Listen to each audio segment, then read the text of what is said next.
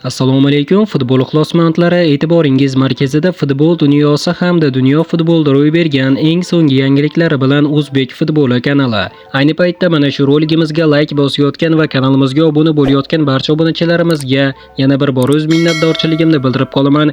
Ekran oldiga yaxshilab joylashib oling, like bosishni unutmang. Bugungi dasturimizni boshladik.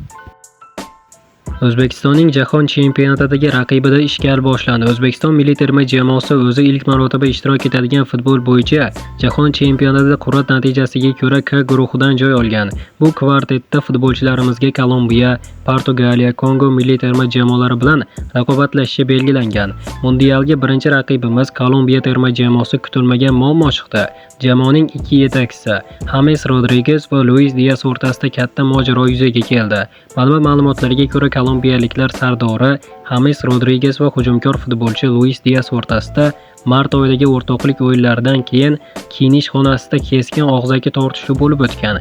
Vaziyat shunchalik keskinlashganki, mojaro jamoadoshlar aralashishiga to'g'ri kelgan. Xabar qilinishicha, keskinlik va ziddiyatning kuchayishiga 2026-yilgi Jahon chempionati oldidan terma jamoada ichki raqobatning ortib borayotgani va manfaatlar to'qnashuvi va yuzaga kelgani sabab bo'lgan. Turnir uchun tarkib haqidagi gap-so'zlar va jamoadagi asosiy rollar uchun kurash fonida ikki yulduz o'rtasida taranglik eng yuqori chegarasiga yetgan.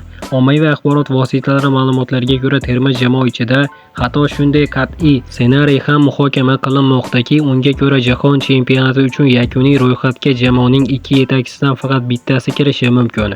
Mart oyida Kolumbiya Jahon chempionatiga tayyorgarlik doirasida ikki nazorat uchrashuvini o'tkazadi. 27-mart kuni jamoa Xorvatiyaga 1-2 hisobida yutqazdi. 30-mart esa Fransiyaga 1-3 hisobida mag'lub bo'ldi.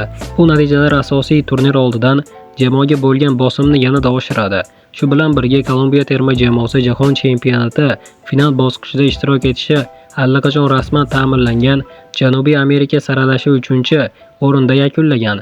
Guruh bosqichining kolumbiyaliklar K guruhidan joy olgan bo'lib, u yerda Portugaliya, O'zbekiston va yana bir keyinchalik qit'alararo play-off orqali mundialga chiqqan Kongoga qarshi o'ynaydi. Turnirdagi ilk uchrashuvni Kolumbiya 18-iyun kuni Meksikada O'zbekistonga qarshi o'tkazadi. O'z navbatida O'zbekiston milliy terma jamoasi ham bo'lajak mundialga puxta tayyorgarlik ko'rishda davom etmoqda. Fabio Cannavaro shogirdlari FIFA tomonidan tashkil etilgan yangi musobaqa FIFA Series 2026-yil doirasida Gabon terma jamoasining 3-1 hisobida mag'lub etdi. Ikkinchi uchrashuvda Venesuela bilan asosiy vaqtda hisob ochilmadi va penaltilar seriyasida 5-4 hisobida zafar quchgan O'zbekiston tarixiy birinchi turnir g'olibi bo'ldi. Qadrli do'stlar, endi asosiy xabarga ham yetib keldik. Bugungi kunda O'zbekiston milliy terma jamoasi atrofidagi qiziqish tobora ortib bormoqda. Buning asosiy sabablaridan biri esa Abduqodir Husanovning Manchester City safida to'p surayotgani bilan bog'liq. Aynan Husanov tufayli bugun Manchester City skautlari O'zbekiston terma jamoasi o'yinchilarini jiddiy kuzatishni boshlagan. Ular nafaqat bitta futbolchi, balki butun bir avlodga e'tibor qaratmoqda. Xususan Rustam Ashurmatov, O'tkir Yusupov, Masharipov va boshqa iqtidorli futbolchilar Manchester City tomonidan qiziqish bilan kuzatilmoqda.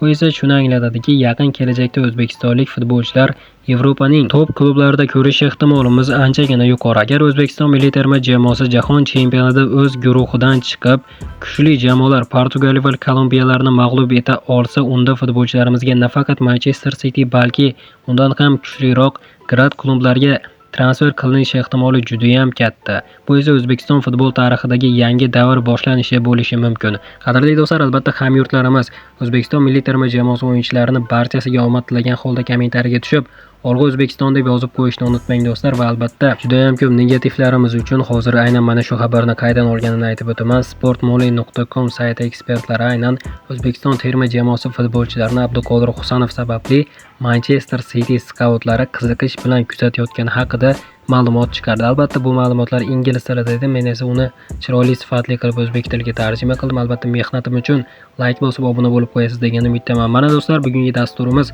xuddi mana shu yerda o'z yakuniga yetdi. Videoni oxirigacha ko'rganlarning barchasiga kattakon rahmat. Video yoqqan bo'lsa like bosishni unutmang. Keyingi dasturlarimizda ko'rishguncha xayr, o'zingizni ehtiyot qiling. O'zbek futboli kanalimizdan uzoqlashmang. Tez orada ko'rishguncha do'stlar.